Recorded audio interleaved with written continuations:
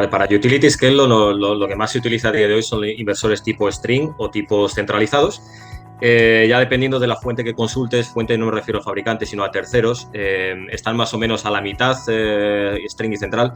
La principal diferencia es el tamaño. Los inversores de string son inversores en torno a 200 a 350 kilovatios que miden pues algo más de 1 metro de largo por 1 metro de alto. Y en comparación con los centrales son ya pues armarios, habitaciones que son de 2-3 metros de largo y pesan ya varias toneladas, ¿no? Se les llama inversores de string porque todos los strings fotovoltaicos se conectan directamente al inversor sin necesidad de añadir una caja DC combinatoria. Y un inversor central se llama central porque se centraliza en cada bloque de potencia. Ya un poco hablando a nivel de topología del inversor, los inversores de string normalmente conectan, ya he dicho, los strings directamente, entre 20 y 30 strings suele ser lo más habitual, mientras que los inversores centrales necesitan ya los DC Combiner Boxes separados, hay que comprarlos aparte, y lo mismo, conectarían unos 20 strings o un poco menos.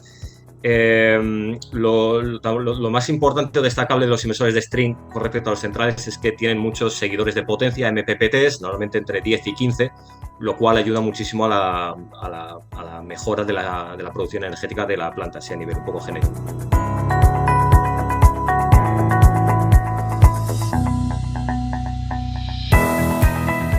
Las condiciones climáticas les afectan mucho, en especial la temperatura.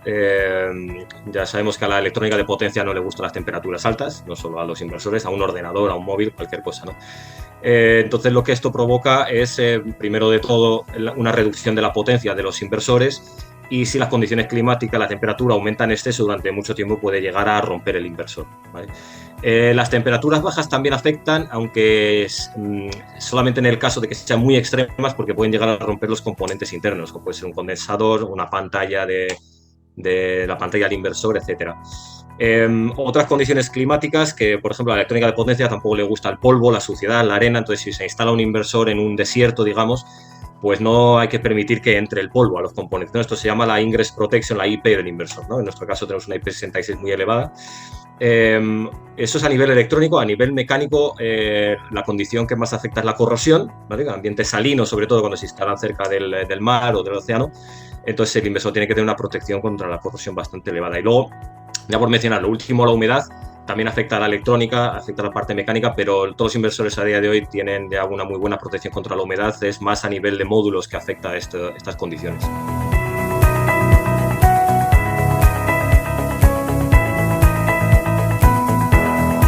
Vale, pues la que se realiza con inversores de string, la configuración se suele llamar distribuida o descentralizada, mientras la de inversores centrales se llama centralizada.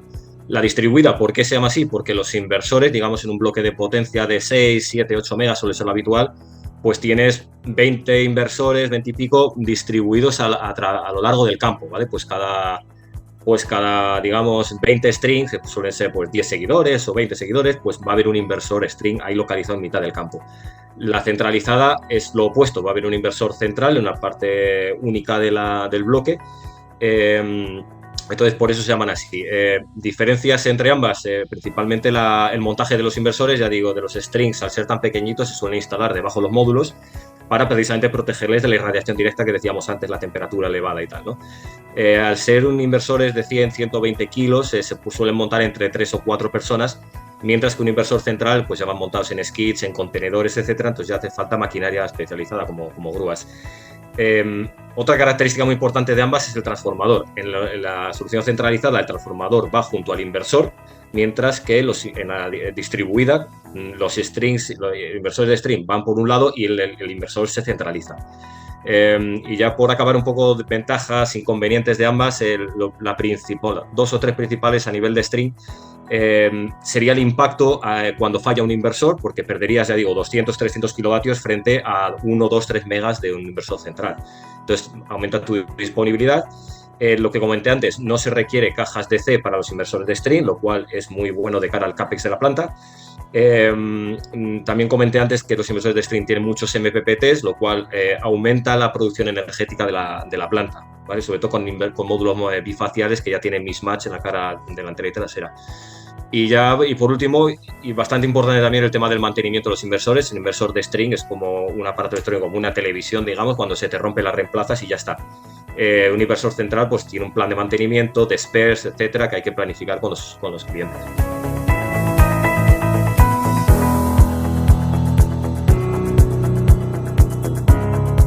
La principal diferencia yo diría que es la interacción con el operador de red, ¿vale? Porque una planta utility podemos estar hablando en un caso extremo de 400, 500 megas. Entonces el impacto que va a tener cuando conectes esta planta a la red pues es mucho mayor que si conectas una planta de 100 kilovatios, ¿no?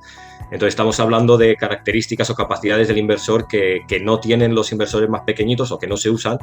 Por ejemplo, el tema de los huecos de tensión. Cuando hay un hueco en la red, pues el inversor tiene que recuperar ese hueco. Cuando hay una caída de tensión, lo mismo con, pues, por ejemplo, el aporte de reactiva, ¿vale? Porque al estar conectada la planta a una red más grande, pues todo le afecta a lo que ocurre aguas abajo. Entonces el inversor tiene que ser capaz de proveer potencia reactiva y con unos tiempos muy rápidos, ¿vale? Que es otra característica en estas plantas.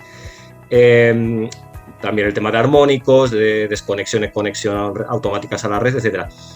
Y es también muy destacable el tema de utility, que no solo son los inversores los que tienen que dar estas capacidades, lo tienen que hacer junto al PPC, al Power Plant Controller, que es el que también, por ejemplo, la regulación de voltaje y frecuencia, y hay que tener en cuenta todos los componentes adicionales, como son un transformador, que esto influye en la potencia reactiva que puede dar a la red, absorbe continua, etcétera.